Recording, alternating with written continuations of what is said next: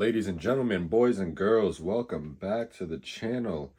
Today we are going to be talking about 143 by Katy Perry. The title rhyming with her name might be the best part of this album, but let's get right into it. Katy Perry obviously needs no introduction, one of the biggest artists in the world, one of the biggest record-breaking artists in the world as well. She is currently sitting at just under 60 million views on Spotify alone. 143 is only her sixth album, which is relatively impressive due to how many records she does hold. Obviously, One of the Boys being her first album and starting off with songs like I Kissed a Girl. Everybody knows Katy Perry, everybody knows her songs. She's, again, one of the biggest artists in the world and has a lot of records and money to show for it. This album, though, does not live up to anything that you could expect from her, in my opinion. Katy Perry is 39 years old, and in this day and age, that is really, not to be disrespectful, that is really old in the pop scene. You have girls like Tate McRae and things like that who are obviously like, I don't even know how she is, like 20 years old or whatever. So that scene is a much younger audience now. Obviously due to apps like TikTok and stuff like that. Even Billie, who can be seen as somebody that's kind of an OG now in a sense. I think she's only like 22. She's just been in the game for a minute. So 39 is is felt on this album. Leading off with the Women's World song, that was the first song that kind of teased with the album. And it has the most views, or excuse me, it has the most streams on the album so far. That seems to be kind of the hit, and it is a woman's empowerment song, I guess, in a sense, so I do understand that. But this whole album is only 11 songs and 33 minutes, and I just think that it's not very good. Woman's World, just to me, it just sounds like an incomplete track.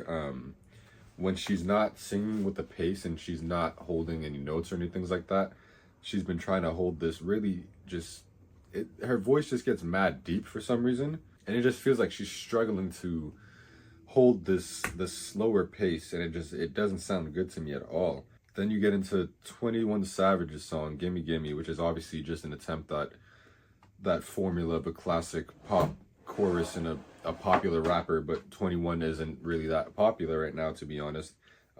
His verse was relatively decent, but the song itself was just an obvious cash grab fail. Gorgeous, again, trying to be a woman empowerment song, I get it, but it just doesn't sound too good. Again, with that pacing, that slower vocals, it just doesn't sound good from Katy. And then I'm Him, He's Mine is, I believe, what's doing the best right now. Doechii, she did good on the album, but again, Katy with his vocals is just not hitting. And it goes into Crush, which got better. Crush feels a little bit more like a Katy Perry song, but it just carries that same la-di-da-di chorus line writing from the song before. So it just feels like it's pointless. You could have just made both of those songs one better song. Lifetimes is, I think, the best song on the album. It is the second most streamed song on the album as well. That one feels kind of the most put together and just feels like an actual Katy Perry song. I think it should have been probably number 1 on the song list. But it's number 6, right in the middle. All the Love is also like, okay, it feels more Katy Perry. Nirvana is just forgettable. It doesn't make sense. It's one of those songs that just doesn't need to be there. Artificial with JID, the second I heard it, it just reminded me of E.T. with Kanye West, and I think she was just trying to recreate that in 2024. Maybe some people wouldn't remember if they're young and like this song instead, but it just felt like a Walmart version of E.T. And then you have Truth and Wonder to end it off. Truth is just filler, and Wonder just doesn't sound good. It's just, overall, this album is just not good. I like Katy Perry.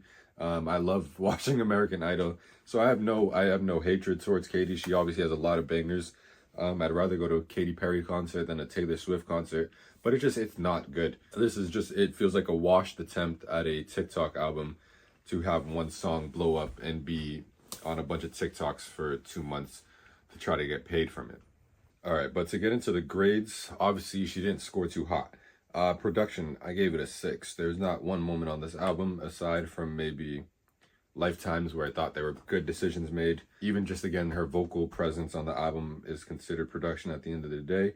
And whoever decided it sounded good just was not correct. I know this Dr. Luke guy is a big controversy part of this album, and he produced, I believe, almost all of the album, and he should go back to school because his doctorate is not good.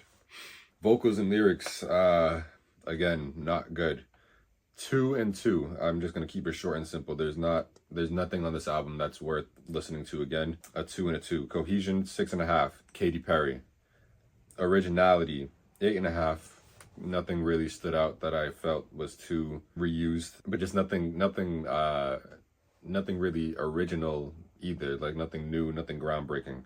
Care, 6.5. When you have the ability to have all the resources that you want, I'm sure there's people that would love to be on a Katy Perry album, besides just Doechii, JID. I'm sure JID and 21 didn't want to be on the album, but I'm sure there's more people besides Doechii and Kim Petras that would also want to be on the album. I'm sure you can think of more songs in more than 32 minutes after not having a hit song in quite some time. Even the album cover, even the rollout and the marketing of it, it all just looks so fake and so poorly thought out. And she had a really good performance at the VMAs or whatever the last award show was, where everybody was performing and she did her shit in the sky. She was playing all of her hits, and obviously you can't have a banger on every single album, but I know that she is capable of creating something a little bit better than this, in my opinion anyway. So I gave it a 6.5 for Care. So with a 6, a 2, a 2, a 6.5, an 8.5, and a 6.5, that does put this album at a 64. I don't think anybody should be surprised with this. If you listen to this album, there's some moments where it's just hard to get through. Even though it's only 33 minutes, it might be a difficult 33 minutes.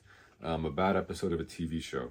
So 143 by Katy Perry. If you're a Katy Perry stan, maybe check this out. But if you're anything but a Katy Perry stan, I don't think this album is worth your time. There's just a lot of better music to listen to right now. But that's 143 by Katy Perry, and I'll see you in the next one.